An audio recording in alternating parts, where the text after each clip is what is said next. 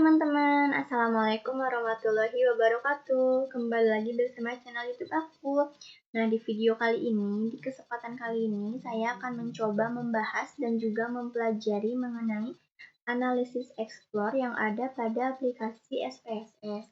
Nah, teman-teman, seperti biasa, sebelum kita menganalisis, alangkah baiknya kita terlebih dahulu mengetahui konsep dasar yang ada pada analisis explore. Baik, untuk konsep dasarnya di sini, yang pertama yaitu analisis explore adalah salah satu analisis dalam statistik yang digunakan untuk melengkapi statistik deskriptif dengan berbagai tampilan visual dan ringkasan numerik data. Analisis explore juga digunakan untuk uji normalitas data. Nah, lalu yang kedua, dalam analisis explore didapatkan berbagai informasi statistik data seperti nilai rata-rata, median, varian, standar deviasi, minimum, maksimum, dan lain sebagainya. Lalu yang terakhir, ketentuan analisis explore yaitu variabel dependent harus data skala, dan untuk variabel grouping harus berupa data kategori. Nah, teman-teman, lalu selanjutnya di sini untuk menganalisis data, sebaiknya kita menyiapkan terlebih dahulu untuk datanya. Nah, di sini saya sudah menyiapkan salah satu data, yaitu data pegawai yang ada di salah satu puskesmas. Baik, teman-teman bisa dilihat di sini ada beberapa variabel. Ada variabel nama, variabel jenis kelamin, variabel gaji, variabel jabatan, variabel lama kerja, dan juga ada variabel tingkat pendidikan. Nah, teman-teman, kita ambil contoh di sini. Saya akan mencoba melakukan pengamatan atas pengaruh tingkat pendidikan terhadap gaji per bulan dari masing-masing pegawai yang ada di puskesmas. Baik, kita langsung saja untuk langkah-langkah analisisnya. Di sini yang pertama, kita klik yang analisis, lalu kita pilih deskriptif statistik, lalu kita pilih yang explore. Nah, teman-teman, di sini untuk yang pertama ada gaji, kita pindahkan ke dependent list. Lalu untuk tingkat pendidikan kita pindahkan ke faktor list. Dan untuk nama karyawan di sini kita pindahkan ke label case. Nah, lalu yang selanjutnya kita pilih statistik. Lalu kita centang yang outline. Kita pilih continue. Lalu kita klik yang plot. Nah, di sini kita centang untuk normality plot. Kita klik continue. Lalu kita klik OK.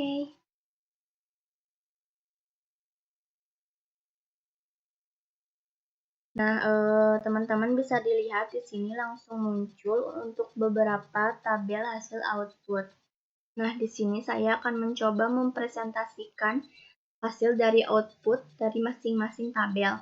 Yang pertama di sini ada tabel Case Processing Summary, di mana untuk tabel Case Processing Summary itu menunjukkan jumlah karyawan yang digolongkan berdasarkan tingkat pendidikan. Yang pertama ada 6 karyawan berpendidikan D3, yang kedua ada 14 karyawan dengan pendidikan S1, dan juga ada 3 karyawan dengan pendidikan S2. Lalu teman-teman di sini, yang kedua ada tabel deskriptif. Tabel deskriptif di sini memaparkan nilai statistik deskriptif gaji karyawan berdasarkan tingkat pendidikan. Nah, di sini saya akan bahas mengenai variabel gaji untuk karyawan yang berpendidikan D3. Bisa dilihat teman-teman di sini ada min. Min di sini adalah nilai rata-rata. Nah, rata-rata gaji karyawan untuk pendidikan D3 adalah sebesar Rp 30.958.333. Nah, lalu yang kedua di sini ada standar error. Standar error yaitu standar kesalahan untuk populasi yang diperkirakan dari sampel dengan menggunakan ukuran rata-rata. Nilainya sebesar 1,368,418. Lalu yang selanjutnya di sini ada lower bound. Lower bound yaitu batas bawah yang nilainya sebesar 274400701. Selanjutnya di sini ada upper bound. yaitu batas atas sebesar 3, 4, 4, 7, 5, 9, 6, 5. Nah, selanjutnya di sini ada 5% trimmed mean, yaitu nilai rata-rata setelah adanya pemotongan data terkecil 5% dan data terbesar 5%. Hal ini untuk menghilangkan data yang menyimpang karena jauh dari nilai rata-rata. Di sini untuk nilainya sebesar 3,096,7592. Nah, selanjutnya ada median. Median adalah titik tengah, yaitu semua data diurutkan dan dibagi menjadi dua sama besar. Nilai mediannya di sini adalah 3,112,5,000. Lalu yang selanjutnya di sini ada varians, yaitu varian data yang didapat dari kelipatan.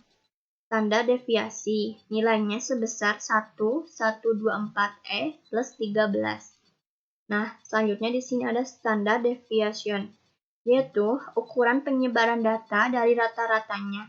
Nilainya sebesar 3,351,927. Nah, selanjutnya teman-teman di sini ada nilai minimum. Nilai minimum di sini adalah nilai terendah. Nilainya sebesar 2.500.000. Nah, selanjutnya teman-teman di sini ada maksimum. Maksimum adalah nilai tertinggi. Nilainya sebesar 34250. Lalu untuk selanjutnya di sini ada rank. Rank adalah jarak data, yaitu data maksimum dikurangi data minimum. Nilai rank di sini adalah 6,750,000. Nah, selanjutnya di sini ada interquartile rank, yaitu selisih antara nilai persentil yang ke-25 dan 75. Nilainya di sini sebesar 6,375,000. Nah, selanjutnya di sini ada skewness, yaitu ukuran distribusi data. Dan juga yang terakhir ada kurtosis.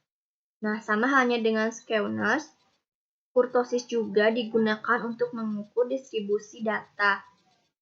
Nah, teman-teman di sini yang selanjutnya untuk penjelasan S1, ini sama seperti untuk penjelasan D3. Ada mean, ada lower bound, ada upper bound, dan lain sebagainya.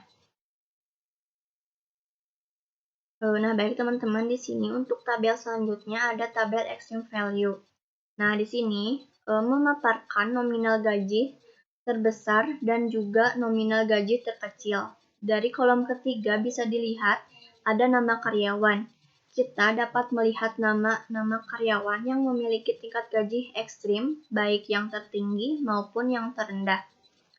Baik di sini untuk yang terakhir di sini ada tabel test of normality. Di sini menggunakan interval kepercayaan 95%. Maka nilai A-nya yaitu 0,05.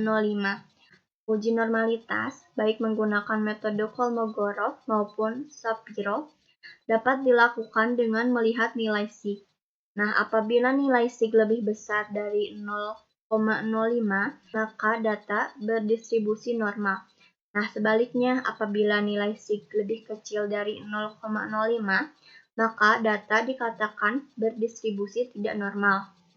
Nah, teman-teman bisa dilihat di sini dari hasil analisis terlihat nilai sig yaitu 0,105 untuk metode Kolmogorov dan juga ada 0,028 untuk metode Shapiro, yang artinya lebih besar daripada 0,05, sehingga dapat dikatakan bahwa data di sini yaitu data berdistribusi normal. Baik teman-teman, mungkin hanya itu yang dapat saya sampaikan mengenai analisis ekspor yang ada pada program atau aplikasi SPSS. Mohon maaf atas kekurangannya, semoga bermanfaat bagi teman-teman kelak. Wabillahi taufiq wal hidayah. Wassalamualaikum warahmatullahi wabarakatuh. Terima kasih teman-teman. See you.